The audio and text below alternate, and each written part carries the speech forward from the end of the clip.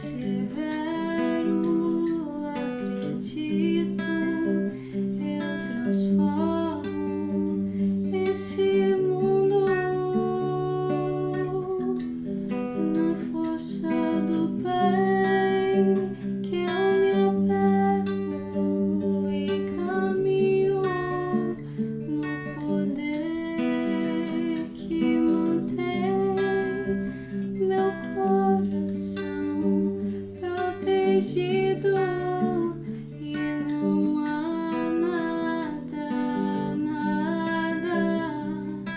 nada a temer, pois a força do bem é o maior poder.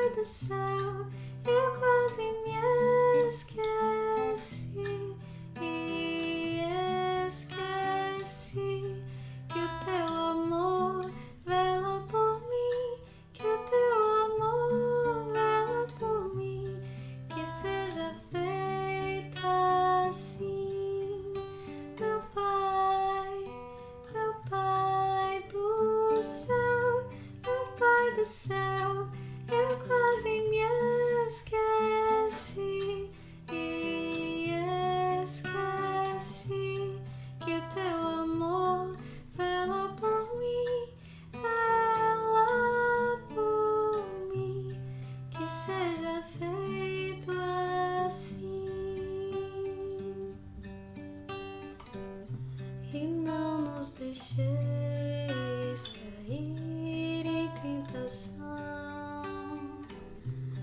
mas livrai-nos de todo mal. Amém.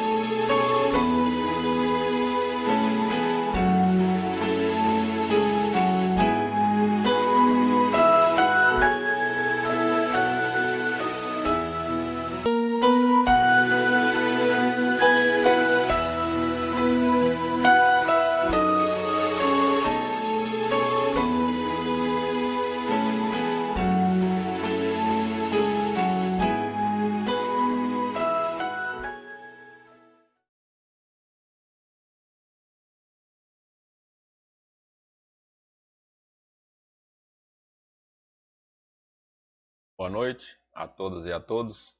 Meu nome é Emilson Pial. É uma satisfação para mim estar aqui mais uma vez com vocês na casa de Sheila para falarmos um pouco sobre doutrina espírita, para conversarmos um pouco sobre a influência dos espíritos em nossas vidas e falarmos de um livro muito interessante, mas que eu só vou contar daqui a pouco qual é e qual é o tema da palestra. Então agora vamos harmonizar nossos corações e nossas mentes, buscando em Jesus a força e o amparo, pois Ele é o nosso modelo e guia. Divino amigo Jesus, mais uma vez nos encontramos aqui reunidos em Teu nome, nessa casa de aprendizagem, nessa casa de Sheila.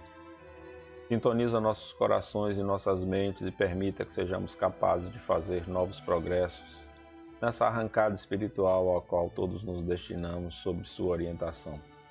Permita que sejamos a cada dia apóstolos da Tua paz, da Sua fé, do Teu amor. E permite-nos, nessa noite, fazermos novas aprendizagens para que saiamos daqui melhores do que chegamos. Que assim seja. Bem, o nosso tema de hoje, ele é baseado no livro No Mundo Maior, do nosso querido Chico Xavier, com o Espírito Emmanuel, e o tema da noite, Apelo Cristão. Nessa obra, André Luiz, que é um grande repórter do plano espiritual, vai nos trazer diversas lições sobre esse intercâmbio entre os dois mundos, e nesse capítulo especificamente eles vai nos trazer um momento em que o instrutor Eusébio, junto com o seu mentor Calderaro, estão dando instruções, estão fazendo uma palestra para cristãos encarnados e desencarnados de diversas denominações, sobre a importância de nós nos mantermos unidos e de nós compreendermos profundamente quais são os elementos que sustentam a nossa fé. Assim, como eu costumo dizer, quando estou trabalhando com obras complementares, tem um filósofo americano, Joseph Whitehead, onde ele diz que toda a filosofia ocidental são notas de rodapé da obra de Platão. Eu fiz uma paráfrase e digo que as obras complementares são notas de rodapé da codificação, ou seja, elas vêm explicar e vêm esclarecer aspectos que estão contidos na codificação. Dessa maneira, nós vamos então pegar primeiramente no Livro dos Espíritos, na questão 654. Deus tem preferência pelos que o adoram desta ou daquela maneira? Aí eu vou ler aqui alguns trechos do que os Espíritos nos dizem. Deus prefere os que o adoram do fundo do coração, com sinceridade, fazendo o bem e evitando o mal.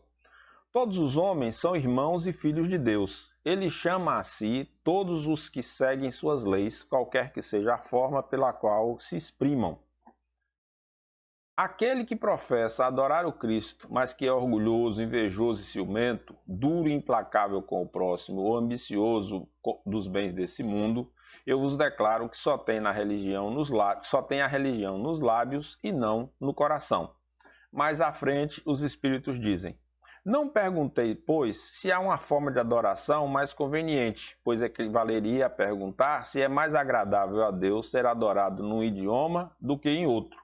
Ainda uma vez vos digo, os cânticos só chegam a ele pela porta do coração. Olha que coisa interessante.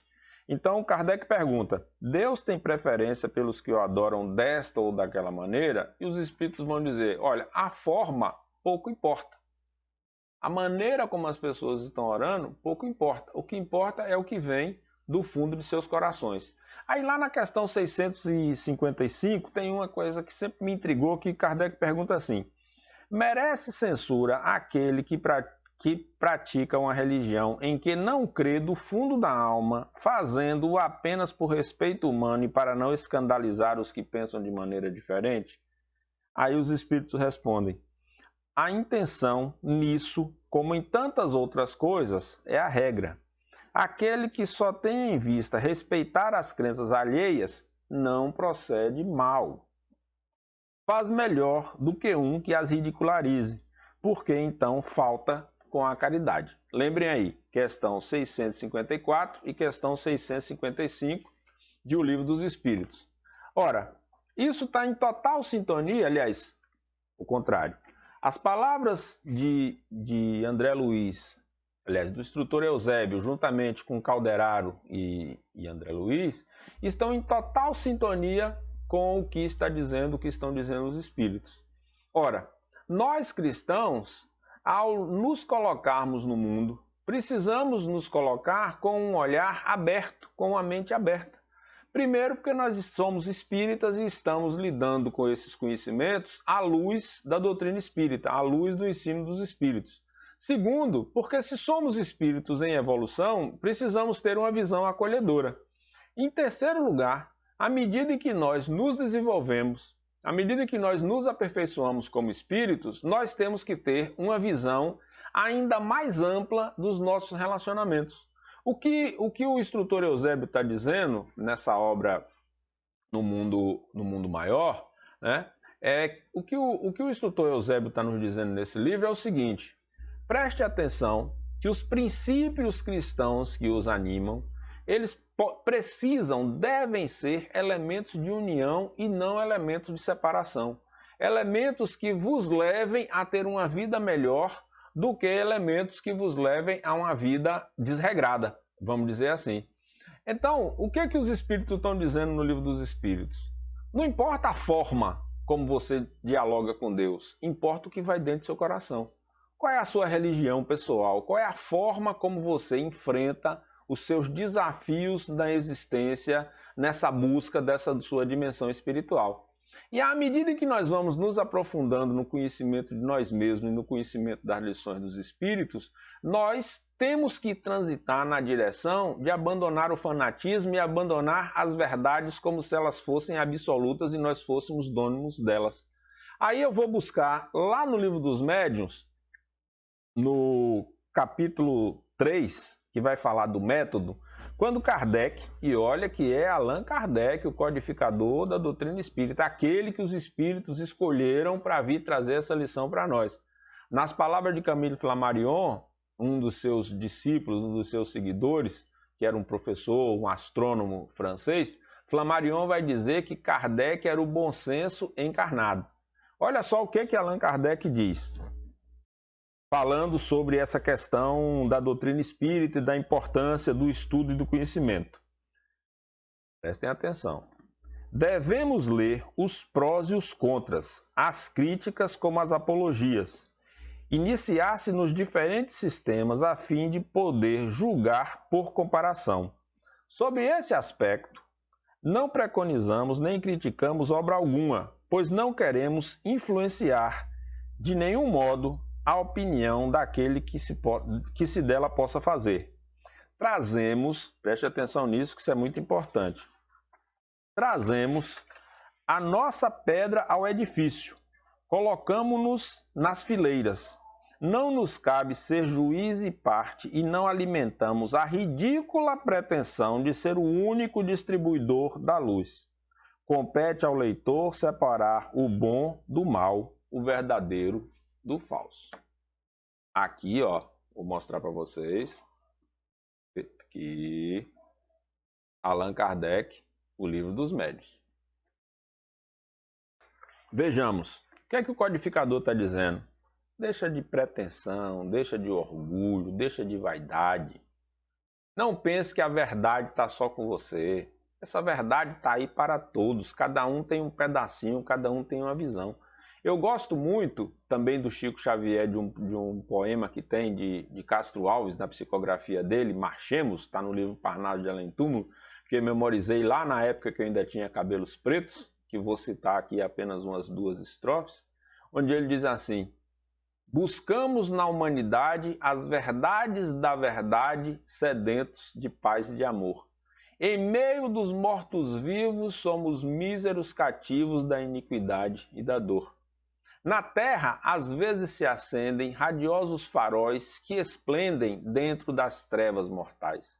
Suas rútilas passagens deixam fulgores, imagens em reflexos perenais.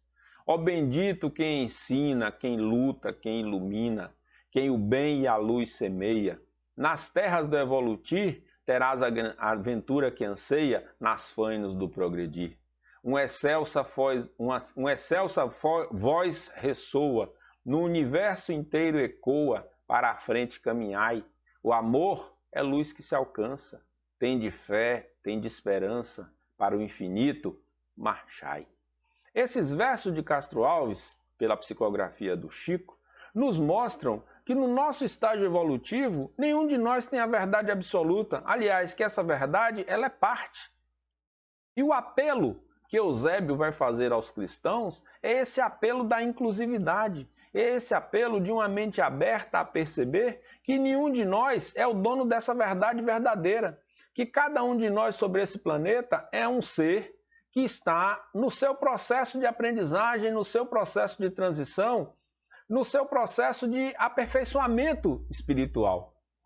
Esse tema nosso, que está no capítulo 15 do livro No Mundo Maior, é um desafio para nós no século XXI, uma vez que essa obra foi escrita em 1947, de nós sermos capazes de trazer essa compreensão para o nosso tempo. Porque em 1947 nós vivíamos num mundo onde era, de uma certa forma, mais homogêneo, onde os pensamentos eram mais estáveis, mais organizados. Agora não. Nós estamos vivendo em um mundo cada vez mais pulverizado, um mundo cada vez mais amplo, um mundo onde tem uma diversidade de informações. O acesso às tecnologias da informação está nos permitindo nos conectar e termos acesso a coisas que há 30, 40, 50, 60, 70 anos não estavam disponíveis. Com a mesma velocidade que uma garrafa de Coca-Cola, que uma bebida qualquer chega até nós, também chega a yoga, o Hare Krishna, o budismo, outras denominações religiosas, o candomblé, as religiões de matriz africana de uma maneira geral. E nós precisamos exercitar, como está lá na questão 654 do Livro dos Espíritos, essa visão ampliada, essa visão de inclusividade. Vários estudos modernos demonstram que o fanatismo está muito mais relacionado com a insegurança, com o medo, com a dúvida em relação à fé, do que propriamente a uma fé firme. Aquele que tem uma fé sólida não fica fanático com nada, porque ele sabe que é uma transição, que é uma aprendizagem. É como está lá escrito na carta de Paulo aos Coríntios, no Paulo 13, quando ele vai dizer: agora vejo em parte, como através de um espelho. No futuro verei face a face e conhecerei como sou conhecido. Ora, estamos então num tempo de transitoriedade. E nesse tempo de transitoriedade, nós temos que nos abrir para esse amor imortal. Nós temos que nos abrir para esse amor ao próximo. Um amor ao próximo como a nós mesmos. Eu só sou capaz de amar o próximo nessa dimensão que estamos abordando aqui, se eu sou capaz de compreender o próximo sob o seu ponto de vista, respeitando as suas ideias. Isso é um desafio muito grande. Por quê? Porque a gente tem um desejo, uma vontade de convencer as pessoas de que nós estamos certos, de que nós sabemos o que é melhor para nós e para elas. O desafio proposto pelo mentor Eusébio é nós sermos capazes de viver conforme as lições do Cristo e deixar o outro livre para viver da mesma forma e não cobrar do outro e não entrar numa guerra religiosa.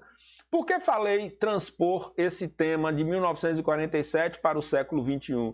Porque hoje, mais do que um apelo aos cristãos, nós precisamos fazer um apelo aos povos de todas as denominações religiosas, de todas as matrizes de conhecimento, de contato com o divino. Nós não temos que exercitar a tolerância religiosa, nós temos que exercitar o respeito às religiões. O respeito aos conhecimentos ancestrais que modulam os conhecimentos e a relação com o divino que os diversos grupos humanos têm. Isso só é possível se nós colocarmos em nosso coração a compreensão da nossa limitação, tanto a limitação conceitual quanto uma limitação no processo evolutivo. Nós estamos muito longe da perfeição, nós estamos muito longe da verdade. A verdade verdadeira, absoluta, plena, do conhecimento verdadeiro, absoluto, pleno. Os nossos conhecimentos ainda são parte. E por serem partes, eles são conhecimentos que precisam ser somados aos conhecimentos dos outros. Cada grupo religioso precisa respeitar os demais nas suas características, desde que essa religião não leve à morte, à humilhação, ao sofrimento, à imposição da dor, não leve as pessoas a caminhos negativos, nós precisamos compreender a relação dessas pessoas com o divino, assim como nós compreendemos as nossas. E um desafio maior ainda é o desafio de sustentar a ansiedade. Que ansiedade é essa de achar que aquelas pessoas que conhecerem o nosso ponto de vista estarão salvas? Não. Jesus diz: conhecereis a verdade e a verdade vos libertará. Aí vem Castro Alves e diz assim: buscamos na humanidade as verdades da verdade. Ou seja, essa verdade da qual Cristo fala, ela não é tão nítida assim, ela não está pronta. E ela vai sendo atualizada à medida que nós vamos avançando, à medida que nós vamos nos desenvolvendo. E isso é um desafio porque todas as religiões, elas são religiões, aliás, todas as religiões são conservadoras.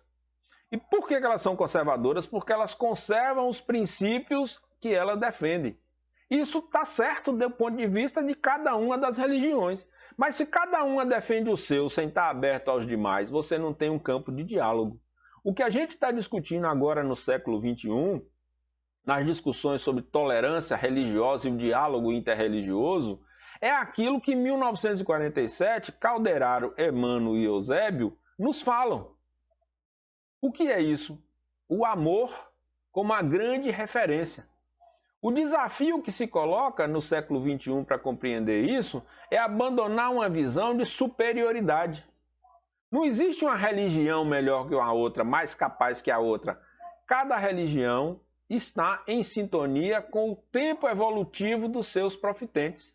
Nem é melhor, nem é pior. É o tempo evolutivo, é a visão de mundo. É a forma como nós somos capazes de compreender a relação do nosso coração, da nossa mente, com a divindade. Aí eu vou lá, como falei antes que as obras fundamentais, eu vou lá no Evangelho, no capítulo 17, o homem do mundo, no item 10, o capítulo é Sede Perfeitos, o item 10. Nesse item, nós vamos ler dois trechinhos aqui para vocês verem que interessante. Diz-nos o Espírito Protetor: purificai vossos corações. Não vos deixeis perturbar por nenhum pensamento fútil ou de prazeres materiais.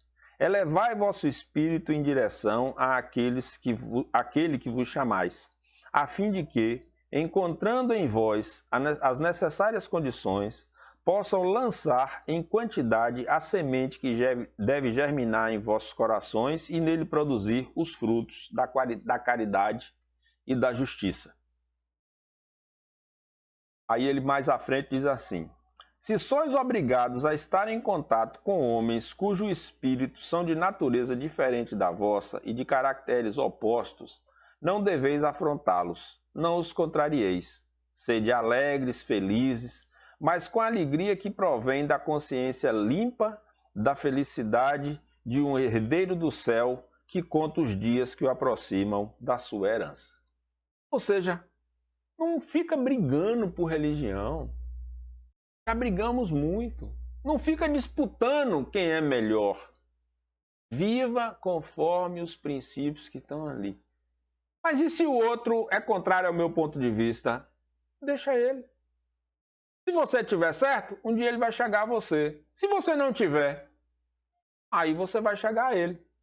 Tem uma história que está narrada no Atos dos Apóstolos, que Gamaliel, que era um dos senadores, era o instrutor de Saulo, que depois vai se tornar Paulo de Tarso.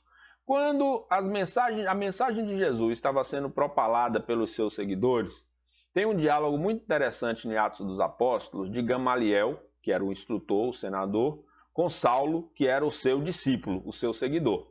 A tradição judaica conta que o Saulo de Tarso estava sendo preparado para suceder Gamaliel no Sinédrio, no Senado, em Jerusalém. Então, Saulo, assim, com aqueles arroubos da juventude e tal, questionando Jesus, aliás, Jesus não, porque ele não conviveu com Jesus, a mensagem de Jesus, aí Gamaliel diz a ele, olha, vários já estiveram por aqui dizendo que são o Messias e depois da sua morte, desapareceram. Se ele vem de Deus, sua mensagem frutificará. Se ele não vem, ela desaparecerá com o tempo. Acalme seu coração. Paulo não se conformou com as palavras de Gamaliel. Todos conhecemos a perseguição que ele fez aos cristãos, até que na estrada de Damasco ele é envolto numa nuvem, como está narrado na tradição bíblica, e ele, percebendo que ali estava a presença de Jesus, ele diz, que queres que eu faça? Porque quando Jesus questiona, Saulo, Saulo, por que me persegues? Ele não responde a Saulo, por que perseguia. Aliás, ele não responde a Jesus por que o perseguia. Preste atenção nisso. A narração bíblica diz, envolto naquela nuvem, uma voz tonitruante diz, Saulo, Saulo, por que me persegues? Saulo não retruca, não questiona, não pergunta de onde vem a voz, não pergunta quem é, apenas diz, Senhor, que queres que eu faça? Veja que mudança radical. Aquele jovem que estava ali em um determinado momento com seu mentor, que chamava-o à consciência, retruca e continua perseguindo aqueles primeiros cristãos. Quando é no seu momento de encontro, ele percebe e reconhece essa força do divino. De onde é que vem esse reconhecimento? Vem do coração e vem da mente. É essa virada conceitual que o Saulo de Tarso vai fazer e a partir dali ele passa a ser o Paulo de Tarso, que é conhecido e reconhecido como o maior propagador das ideias de Jesus, chamado apóstolo dos gentios. Assim, meus irmãos, da casa de Sheila, nós somos convidados pelo Espírito Eusébio, por André Luiz, que é seu noticiarista, num apelo aos cristãos, a que nós sejamos capazes de fazer progressos no nosso processo de aperfeiçoamento interior, mudanças no nosso processo de relacionamento com o divino, a partir do fato de que somos cristãos. E a mensagem de Jesus para nós, ela precisa ser um processo de pacificação. Quando Jesus diz, amai os vossos inimigos, orai por aqueles que vos perseguem e vos caluniam, ele está nos convidando a mudar de comportamento, a mudar de visão. Principalmente numa discussão que é muito difícil para todos nós, que é no campo religioso, que é no campo das religiões. Nós assistimos aí nessas discussões agora sobre racismo, etc., como as religiões de matriz africana são perseguidas, como outros grupos religiosos são perseguidos. Por quê? Porque eles pensam diferente daquele grupo dominante. Esse é um desafio de aprendizagem. Se Deus é amor, As disputas religiosas, elas não são coisa de Deus. Elas são coisa humana. Elas são vaidade humana. A grande arrancada rumo a essa transformação é justamente a nossa capacidade de perceber e sermos humildes na nossa fé. Como eu li agora há pouco no Livro dos Médiuns, quando Kardec diz assim: não temos a pretensão de ser a única luz. Somos mais uma, estamos trazendo a nossa contribuição. Assim, meus irmãos, a lição dos Espíritos precisa ser para nós um elemento de fortalecimento da fé e da confiança irrestrita em Deus e do amor ao próximo. Porque se eu sou espírito, se somos espíritos, isso é uma certeza, isso não é uma ilusão, isso não é uma possibilidade. Nós somos espíritos numa trajetória evolutiva.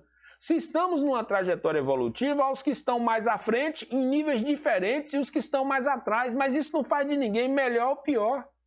São capacidades de conhecer.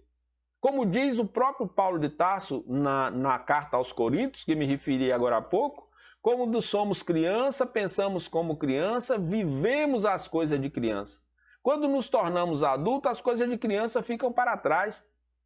Pensemos isso não do ponto de vista físico de uma encarnação. Pensemos isso no processo progressivo das nossas encarnações sucessivas. Ou seja, hoje nós estamos vendo de forma limitada com os conhecimentos e com as informações que temos.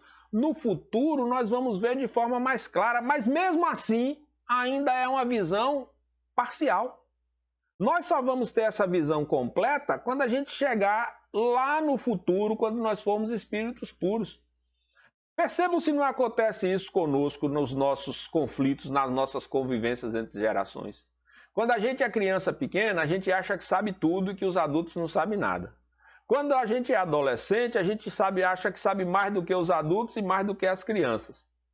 Quando a gente se torna adulto, a gente acha que as crianças e os adolescentes não sabem nada e que os idosos não sabem nada e que nós é que sabemos tudo. Quando a gente chega lá nas idades mais provectas, mais idosas, eu ainda não posso falar de vivência sobre isso, porque eu ainda estou num caminho próximo disso aí. Mas quando a gente vai ficando mais maduro, aqueles aqui que já têm 60, 70, 80, os que estão nos assistindo agora que já estão com 85, 86, os que já estão com 90, 92, 93. Veja se não mudou a forma de se relacionar com as verdades. Veja se não tornaram-se pessoas mais acolhedoras, menos briguentas. Tem uma trova, que não me lembro quem é o autor, pesquisei até pela internet para ver se encontrava, mas não localizei, que diz assim: eu devia ter brigado menos, feito menos confusão, assistido mais pôr do sol, visto mais o nascer do sol, pisado mais na areia do mar, devia ter feito menos confusão por coisas insignificantes, devia ter prestado mais atenção naquele romance, naquela flor, mas agora eu já estou no leito de morte e não dá mais para fazer isso. Não precisamos esperar isso acontecer. Nós temos uma dimensão de consciência, de aprendizagem coletiva, que aqueles que nos antecederam nesse processo de amadurecimento psicológico vêm nos dizer que nós precisamos viver assim. Tem uma música que me lembrei agora, que não estava na minha programação original, que diz assim: devia ter amado mais, ter chorado mais, ter feito o que eu queria fazer. Devia ter me importado menos com problemas pequenos. É essa a proposta que o benfeitor vem fazer ao falar para nós sobre esse apelo aos cristãos. O Eusébio, ele está dizendo para nós assim: meus irmãos, vós que já conheceis a mensagem de Jesus, vós que já tivestes a oportunidade de ler essas lições que estão nos evangelhos, vós especialmente que já conheceis a doutrina espírita, é preciso que exerciteis em vossas vidas essa vivência conforme as lições de Jesus. Mas isso não é fácil, isso não é simples. Aí quem está dizendo sou eu, Emilson Pial, nesse contato aqui com vocês. Porque eu mesmo me olho no espelho e às vezes quando eu estou estudando o Evangelho, eu olho e falo assim, meu Deus, como é difícil viver como um pacificador, não brigar, não fazer confusão, ser tolerante com as demais pessoas. Então, nós mesmos precisamos perceber essas limitações nossas, que Joana de Ângeles vai falar, as anfractuosidades. Joana é uma figura espetacular, um espírito espetacular. Ele não diz assim, tu és uma pedra bruta, cheia de ponta.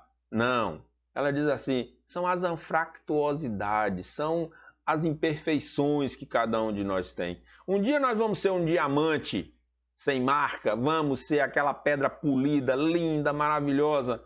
Sim, mas por enquanto nós ainda arrastamos as nossas correntes nesse mundo. Mas se nós arrastamos, os outros também estão arrastando as suas. Ora, minha sogra, minha avó e minha mãe costumavam dizer: dois bicudos não se beijam. Se são dois seres ou vários seres com as suas diferenças, com as suas rusgas, se todo mundo ficar mantendo as suas rusgas em movimento, só vai dar mais briga. Alguém tem que assumir o lugar do pacificador. Essa é a proposta que nós vamos encontrar, não só nesse capítulo a que estou me referindo, mas em toda essa obra muito interessante que é No Mundo Maior. Porque o André Luiz está nos chamando a atenção para o fato de que nós somos espíritos que estamos transitando entre dois mundos. Quando estamos no corpo físico, estamos no mundo material. Quando deixamos esse corpo físico, vamos para o mundo espiritual. Mas eu, espírito, continuo vivo dos dois lados. Quando eu estou no mundo maior, em princípio, eu tenho um pouco mais de consciência e de percepção das minhas escolhas. Quando eu estou no corpo físico, eu tenho mais limitações. Quando eu estou liberto pelo sono, eu consigo ter contato mais claramente e receber lições e instruções desses benfeitores espirituais ou me encontrar com aquelas pessoas que eu amo ou com meus entes queridos. É isso que o André Luiz está nos trazendo notícia, orientado pelo Calderaro e com as lições do Eusébio. Recomendo, inclusive, que leiam a obra, porque acho que ela é muito interessante. Alguns autores que pesquisam profundamente a obra de André Luiz diz que No Mundo Maior é um dos livros mais densos, é o quinto livro da série de André Luiz, mas dizem esses especialistas que estudam linguagem e etc., que essa obra é uma das mais densas, porque André Luiz faz uma viagem sobre diversos temas, sobre diversas abordagens. E uma das questões que me chama a atenção nessa obra é justamente esse aspecto de que nós temos que nos perceber, nós temos que ser seres de aprendizagem, nós temos que buscar viver conforme essas lições que vão sendo repetidas para nós ao longo do tempo. Essas lições não podem ser apenas objeto de fortificação da fé própria, da religião própria. Ela precisa ser um elemento de fortificação do nosso respeito ao próximo. A cada dia nós temos que nos lembrar que Jesus nos disse: eu vos deixo um maior mandamento. Amar a Deus sobre todas as coisas e ao próximo como a ti mesmo. Essa é a base da qual nós devemos partir para a construção desse ser humano novo que nós precisamos fazer de nós a cada tempo. Ora, se é amar a Deus sobre todas as coisas e ao próximo como a nós mesmos, eu só vou saber se eu estou amando a mim mesmo na medida em que eu estou amando o meu próximo. Vejam que como isso é algo desafiador na nossa capacidade de compreender a mensagem de Jesus. Amar a Deus sobre todas as coisas, está claro. Amar ao próximo como a mim mesmo. Como é que eu vou saber se eu estou amando ao próximo como a mim mesmo? Na medida em que eu perceber que esse amor profundo que eu tenho por mim é o amor que se reflete no outro. Sou eu que tenho que fazer o movimento em direção a essa conciliação, a essa reconciliação. É simples? É fácil? Não. É por isso que a gente tem aí já mais de 2000 anos reencarnando com essas lições sendo repetidas nas nossas cabeças. porque nós somos rudes. Quer dizer, vocês não. Eu sou muito rude ainda. Eu tenho muitas limitações, muitas dificuldades. De vez em quando eu ainda fico bravo, ainda fico nervoso, ainda fico chateado. Tento não ficar mais. Luto contra isso. Mas é um desafio. Quando eu era muito jovem, eu ficava me perdendo em discursos, em debates sobre religião, sobre qual religião é isso ou aquilo.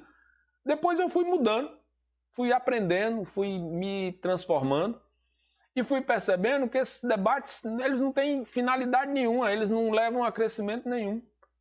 Até o dia em que eu parei de discutir sobre isso. Então, se alguém diz, eu não acredito nos espíritos, eu fico de boquinha fechada, porque já li o capítulo do Sede Perfeitos e o Homem no Mundo, não vou entrar numa discussão, numa briga, acolho aquele cidadão, aquela cidadã, mas diga em meu coração, você não precisa acreditar em Deus, Ele acredita em você. Você não precisa acreditar em espírito, tu és um espírito. Mais cedo ou mais tarde você vai perceber. E como o espiritismo é uma ciência, ele não serve à religião A, à religião B, à religião C. Ele serve a todos, assim como a física, a química, a biologia, a matemática, a ética, a estética, não servem a pessoas em si, elas servem para todos, em todos os momentos. A compreensão de que somos espíritos expande o nosso horizonte de percepção, qualquer que seja a nossa religião. Acreditar, saber, sentir que somos espíritos nos ajuda a conviver com as nossas religiões. A proposta de Allan Kardec, dos espíritos mais do que de Allan Kardec, foi trazer não uma religião dos espíritos. O espiritismo hoje é uma religião. Mas a proposta dos espíritos é que nós sejamos capazes de compreender a imortalidade da alma em profundidade. Para que isso nos ajude a viver bem, qualquer que seja a denominação religiosa que nós escolhermos, qualquer que seja a profissão que nós escolhermos. Se você é físico, se você é gari, se você é jogador de futebol, se você é médico, se você é porteiro, policial, advogado, qualquer que seja a sua escolha profissional, você vai precisar dos conhecimentos da matemática, da química, da física, da biologia para a sua vida. Mesmo que você não aplique como conceitos, como teorias, mas você aplica como valores, como conhecimentos que estão embarcados. Essa é a mesma proposta dos espíritos com a doutrina espírita. É uma ciência de observação que busca nos ajudar no nosso processo de crescimento pessoal, no nosso processo de desenvolvimento, de amadurecimento. Daí, quando o benfeitor vai nos fazer um apelo, nós como cristãos, não é um apelo por sermos superiores, por sermos melhores, por sermos mais capazes, não. É um apelo no sentido de que todos nós cristãos precisamos seguir os passos e viver conforme as orientações de Jesus. Que nós precisamos colocar essa mensagem do amor imortal em nossas vidas, em nossas práticas, em nossos relacionamentos. Principalmente entre religiosos, porque são grupos que muitas vezes entram em debates desnecessários, entram em debates que não constroem nada e que não ajudam ninguém. A proposta dos espíritos, portanto, é de que nós sejamos capazes de ser seres que incluem e não que excluem, que amam e não que afastam as outras pessoas, que respeitam as religiões dos outros, quaisquer que sejam as suas formas de expressão, sem rebaixá-las, sem humilhá-las, sem achar que está num ponto de superioridade, porque esse é um outro desafio que nós precisamos superar no nosso processo de transformação pessoal. É achar que nós somos melhores e que os outros são crianças incapazes diante de nós. Não. Tanto não é assim que Jesus nos diz, deixai vir a mim as criancinhas, porque delas é o reino dos céus. É a simplicidade, é a humildade, que é o mais difícil para todos nós. Vejam, eu vou buscar aqui mais uma lição no Evangelho. Dessa vez, nós vamos lá para o capítulo 18, que é o capítulo que fala, muitos são chamados e poucos são os escolhidos. Aí nós temos lá uma mensagem de Simeão, em Bordeaux, em 1863, quando ele diz, reconhece-se o cristão por suas obras. Aí eu vou lá para frente, no finalzinho da lição, que está no item 16 do capítulo 18, onde ele diz assim, o espírito de Simeão: Abri, pois, vossos ouvidos e vossos corações, meus bem-amados. Cultivai essa árvore de cujos frutos dão a vida eterna. Aquele que plantou vos convida a cuidar dela com amor e havereis dar ainda com abundância seus frutos divinos. Deixai-a tal como o Cristo vô-la deu. Não a mutileis. Ele quer estender sobre o universo sua imensa sombra. Não corteis seus ramos. Seus frutos generosos caem em abundância para sustentar o viajante faminto que quer atingir o seu objetivo. Não os amontoeis para guardá-los e deixá-los apodrecer, para que não sirvam a ninguém. Muitos são chamados, poucos os escolhidos.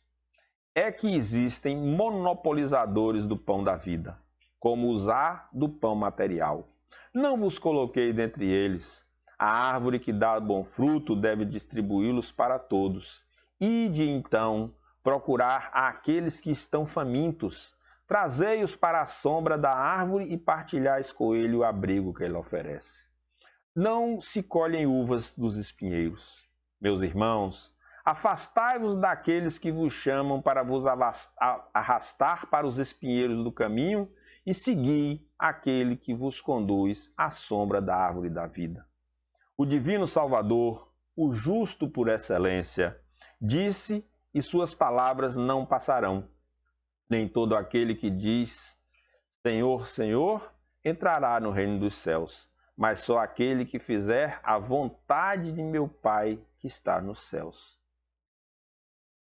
Qual é a vontade do Pai que está nos céus?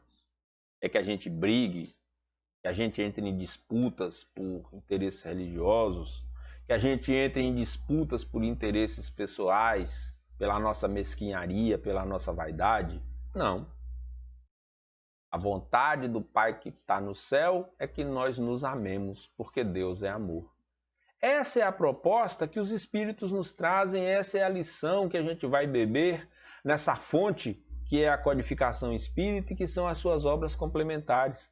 É essa noção de que nós somos seres em aperfeiçoamento contínuo e que a cada passo nós vamos descortinando mais um pouco dessa verdade do amor imortal, dessa verdade verdadeira que todos buscamos.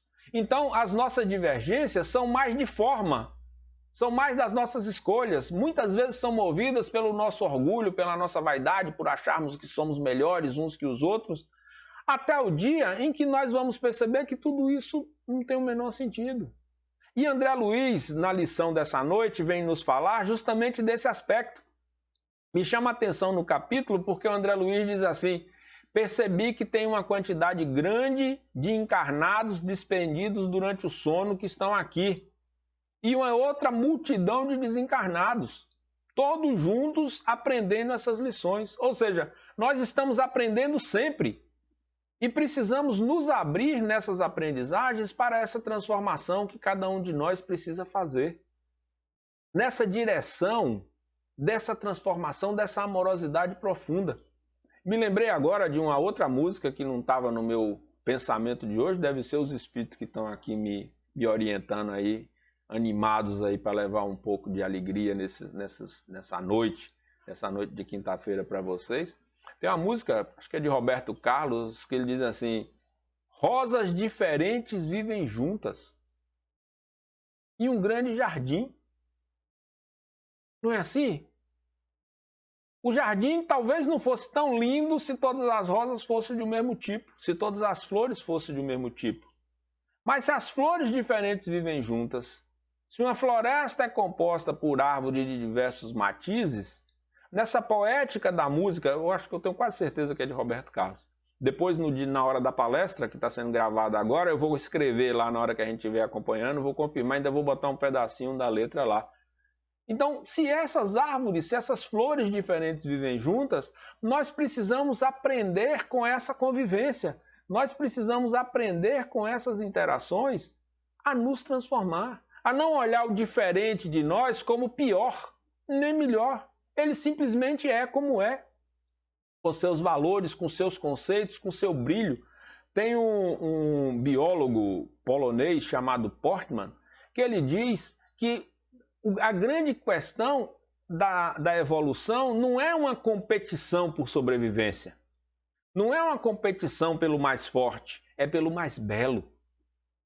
É por aquele mais vistoso. E o Portman mostra inúmeros exemplos de pássaros que, quando estão nos seus rituais de acasalamento, usam suas penas mais punjantes, usam o seu canto mais exuberante, demonstram esse seu estilo mais vistoso, essa sua, usando uma expressão que eu gosto muito dos nossos cancioneiros populares, usando as suas lindezas. Cada um de nós tem suas lindezas, suas belezas. E é isso que a vida quer de nós, é isso que o divino quer de nós, que a gente brilhe. Mas o nosso brilho não precisa ofuscar o do outro, porque as rosas diferentes vivem juntas e todas são lindas, maravilhosas e perfumadas. Se todos temos as nossas imperfeições, mas nós todos somos rosas nesse grande jardim, cultivado pelo divino, nós precisamos ir aprendendo a nos respeitar e dançando mais nessa dança do vento, nos permitindo mais balançar como as plantas que balançam, compreendendo essas intempéries, essas dificuldades, essas limitações, essas pequenas brigas que nós mesmos temos uns com os outros e às vezes com nós mesmos em nossos corações, compreendendo isso como lições, como aprendizagens. Talvez um companheirinho nosso seja mais rude, talvez aquele nosso amigo de uma outra denominação religiosa seja mais radical e queira fazer a Bíblia entrar em nós, talvez até através de pancada na cabeça, ou a gente acha que é através do livro dos Espíritos que ele vai pegar e vai bater na cabeça do sujeito e que essas lições vão entrar. Não. Nós precisamos semear. E a semeadura, conforme está lá no Evangelho, algumas sementes cairão nos pedregulhos, outras cairão entre os espinhos, outras cairão em terra superficial, até aquelas sementes que cairão em terra boa. Mas vejam, mesmo as sementes que caem em terra boa, o mestre vai dizer que deram frutos de 30, de 70 e de 100 por um. Mesmo as sementes que caem em terra boa não frutificam, não se multiplicam da mesma maneira.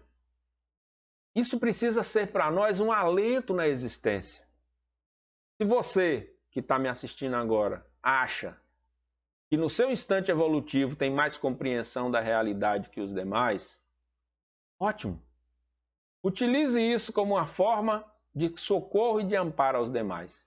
Se você, minha amiga, meu amigo, que está me assistindo agora, acha que ainda não sabe nada, utilize isso como um caminho de aperfeiçoamento e aprendizagem. É assim que nós vamos nos conduzindo sobre esse planeta. É assim que nós vamos ajudando-nos uns aos outros nesse processo de aperfeiçoamento.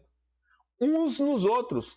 Porque se a benfeitora Joana vai dizer que temos as nossas limitações, ao invés de a gente usá-las para bater, vamos usá-las como uma forma de ir limando as nossas diferenças para a gente ir se tornando pedras polidas, nos tornando melhores. Para que nós nos tornemos, como diz Jesus, a cada dia, instrumentos do seu amor. É Ele quem vai dizer, meus discípulos serão conhecidos por muitos se amarem. Vós sois o sal da terra, vós sois a luz do mundo. Assim, a proposta para nós, espíritas, espiritualistas, cristãos de uma maneira geral, nessa lição nossa de hoje, no apelo cristão, é um apelo para que nós sejamos mais generosos na existência, mais tolerantes com os nossos semelhantes, mais amorosos nos nossos relacionamentos, mais presentes na vida das pessoas que amamos. Isso não é simples, isso não é fácil, mas é um exercício permanente que cada um de nós faz na sua transformação, no seu crescimento pessoal, na busca desse seu relacionamento com a divindade. Muitas vezes, nesse nosso processo de crescimento, nós temos momentos em que a gente duvida, que a gente acha que isso, a gente acha aquilo, que a gente briga muitas vezes até com o divino por conta das injustiças, mas nós precisamos nos lembrar que todos esses aspectos são características da nossa limitação, da nossa necessidade de crescimento, da nossa necessidade de aprendizagem. Sugiro a vocês que estão aqui nessa noite junto conosco, que leiam esse livro. Tem em PDF, tem nas livrarias, tem na livraria da casa, que está fechada do ponto de vista de comercialização normal, mas se você telefonar para o número e pedir, os nossos companheiros lá da casa de Sheila vão lá e vão lhe permitir, vão comprar, vão mandar entregar em delivery, se você tiver uma possibilidade. Quero pedir a vocês também que estão nos acompanhando aqui pelo canal da Fraternidade Espírita Irmã Sheila, que inscrevam-se no canal, porque à medida que a gente vai tendo mais inscritos no canal, vai permitindo aos companheiros da casa novas facilidades, novos recursos. Quero agradecer aqui a gentileza do convite da direção da casa para estarmos juntos nessa noite e falar com vocês como o benfeitor Eusébio, naquela noite que se perde na poeira dos tempos. Nós somos aqueles convidados por Jesus à hora última para essa tarefa de socorro, para sermos os seus discípulos aqui sobre esse planeta. Precisamos deixar as nossas divergências, as nossas diferenças pessoais, as nossas diferenças de abordagem, que são mais forma do que fundo, para sermos a cada dia melhores mensageiros dessa mensagem do amor imortal, desse amor incondicional pelo próximo, desse socorro incondicional pelos outros. Sejamos cada um, nas nossas limitações, nas nossas imperfeições, instrumentos dessa paz, dessa fé, desse amor, porque é assim que nós vamos nos tornando instrumentos de Jesus aqui na Terra. Quero convidá-los agora para o nosso momento de prece, de maneira que nós possamos, juntos, sintonizados com o psiquismo divino, mentalizar os mentores da casa, os passistas da casa de Sheila, nos lembrarmos das tardes, das noites maravilhosas naquele espaço acolhedor e aconchegante. Que os irmãos passistas nesse instante estão se colocando pela caridade e que cada um de nós possa ser bafejado por essa luz, fogo, amparo, que desça sobre nossas cabeças um bálsamo revitalizante, que cada um possa sentir a partir do topo da sua cabeça, descendo pela sua testa, pelo seu pescoço, pelos seus ombros, tórax, pelos quadris, suas coxas, seus joelhos, pelas suas pernas. Uma maravilhosa luz curativa, restauradora, fortificadora. O psiquismo divino flui através de nós. Divino amigo Jesus, eis-nos aqui nessa noite, reunidos em Teu nome. Opera em nós a cura dos nossos males físicos e espirituais. Ampara-nos e protege-nos a cada um. Estende aos nossos familiares, às pessoas que estão distantes, aos nossos entes queridos, aos que se encontram nos hospitais, nos cárceres, esse bem-estar. Utiliza a nossa energia nessa noite para o socorro aos que sofrem. E permita-nos a cada dia sermos melhores instrumentos de Tua paz, do Teu amor, da Sua misericórdia e do Teu perdão. Muita paz para todos e para todas. Que queiram bem, que não custa nada para vocês. E até um próximo encontro. Muita paz, muito obrigado.